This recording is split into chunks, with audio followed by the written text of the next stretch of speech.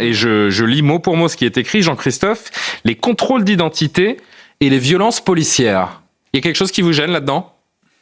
En fait, ce qui me gêne, si vous voulez, c'est par rapport, par exemple, au sujet qui était juste avant. C'est-à-dire qu'on est en état de siège en France, c'est presque un état de guerre contre les stupes. Et en fait, on a des magistrats qui vont se perdre sur des stands à la fête de l'UMA pour parler de violences policières. Donc, ils sont complètement hors sujet.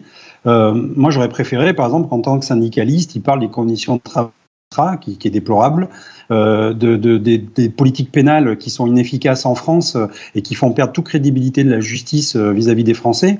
Rappelez-vous, 80% des Français trouvent que la justice est trop laxiste. Et là, en fait, le postulat de ces magistrats, qui représentent quand même 30% de la magistrature dans les élections professionnelles, c'est de dire, voilà, il y a des violences policières, qu'est-ce qu'on doit faire, comment on peut juguler les mouvements sociaux, faire face aux violences policières, etc. Enfin, franchement, je trouve que c'est complètement décalé. L'autorité judiciaire, si on peut parler encore d'autorité, est en train de se perdre. N'oublions pas qu'on a passé une séquence cet été où justement la police et la justice étaient mis un peu dos à dos par certaines personnes.